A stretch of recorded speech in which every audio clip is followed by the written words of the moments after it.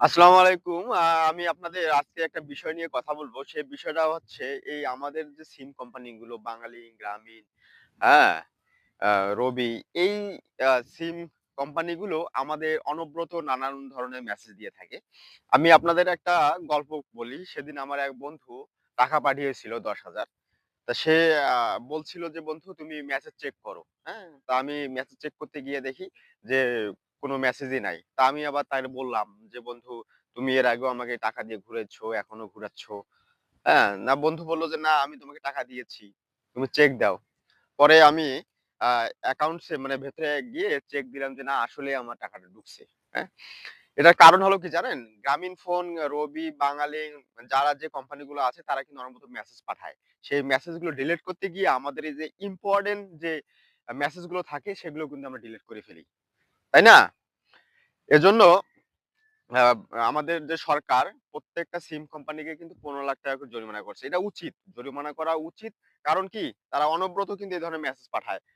এমন সময় নামাজে গেছি, নামাজে বসেও দেখতেছি যে কল দিয়েছে। কল দিয়ে বলতেছে যে, "আপনার গার্লফ্রেন্ড লাগবে?" হ্যাঁ? আরে ভাই আমার গার্লফ্রেন্ড লাগবে আমি বুঝি না। আপনারা ওখান থেকে বলেন আমার বউ আছে। হ্যাঁ? তারপরে আমার বলেন যে আমার গার্লফ্রেন্ড লাগবে। তাই না? এটা কিন্তু করা ঠিক না। আমি আরো অনেক কিছু বলতে চাই। তারপরে আপনি একটা জিনিস দেখবেন যে আমার ফোনে টাকা থাকে ৳৫০। আমি হুট করে দেখি যে আমার ফোনে ৳১ ও নাই। আবার আমরা মিনিট কিনি, এমবি পুরাই। হ্যাঁ? এগুলা দেখবেন যে ৭২ ঘন্টা থাকে, ১ দিনের থাকে, ৭ দিনের থাকে।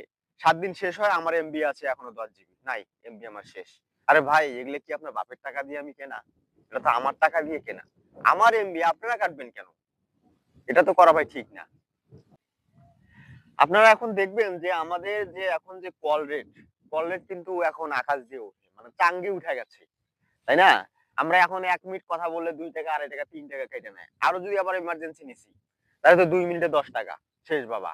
আরে বাবা এমার্জেন্সি টাকার কি কোন দাম নাই? এমার্জেন্সি টাকা কি আপনারা এমনিতে দিচ্ছেন ধার করা টাকা? আমরা যখন টাকাটা পুরাই, আপনার তো ভ্যাট সহকারে সেই টাকাটা পর্যন্ত আপনারা কাইটা নিয়ে যান।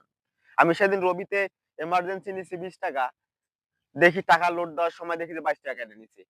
ভ্যাট ৳২ কেটে নিছে। আমি মনে করছিলাম যে দেশটা স্বাধীন হইছে, পলক ভাই মনে হয় আমাদের ধ্বংস করে চলে গেছে। নতুন সরকার আসছে, নাহিদ ভাই আছে। নাহিদ ভাই মনে হয় যে অনেক উন্নতি করবে। না, তা না দেখি যে আরো অবনতির দিকে যাচ্ছে। কেন রে ভাই এগুলো কি বন্ধ করা যায় না? কেন আপনারা কি পারতেছেন না? তাদের না হাত বাঁধা ছিল। আপনাদের কোন পক্ষ আপনাদের হাত বেঁধে আমি সরকারকে অনুরোধ করব ভাই, আমরা নিজের টাকা দিয়ে চলি, আপনাদের কারো বাবার টাকা দিয়ে চলি না।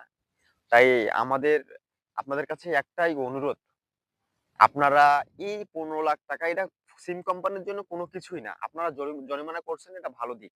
কিন্তু এই ৳১৫,০০,০০০ ওরা ১ মিনিটে আমাদের ১৫,০০,০০০ মানুষের কাছে ৳১ কাইটা ৳১৫,০০,০০০ কাইটা নিবে। এটার কোনো দরকার নেই। আপনারা আরো বেশি করেন। আরো বেশি করেন। না হলে এদের আ একটা কঠিনমূলক শাস্তির ব্যবস্থা করেন। অনবরত যেন এরা মেসেজ, কল রেট বা মানে কোনো কিছুই যেন এরা না বাড়ায়। আমি আপনাদের এটাই অনুরোধ করব এবং সিম কোম্পানির যদি যারা কেউ দেখে থাকেন তাহলেও আপনারা এটা আ আপনাদের আমি একটা অনুরোধ করব জনগণের পক্ষ থেকে আমি একটা অনুরোধ করব সিম কোম্পানির যারা আমার এই ভিডিওটি দেখছেন, তারা এমন কিছু, এমন কিছু করেন আপনার জনগণের ভালোবাসা নেন, ভালোবাসা নিলে কিন্তু আপনারা অনেক দূর এগিয়ে যেতে পারবেন। আর জনগণের অভিশাপ নিয়ে কিন্তু আপনারা কখনোই কোনো দিকে এগিয়ে যেতে পারবেন না। তাই আপনারা জনগণের ভালোবাসা নিয়ে এই দিকগুলো একটু নজরে আনবেন যেন এই ধরনের ভোগান্তিতে আমাদের জনগণরা না পড়ে। ভালো থাকবেন, সুস্থ থাকবেন।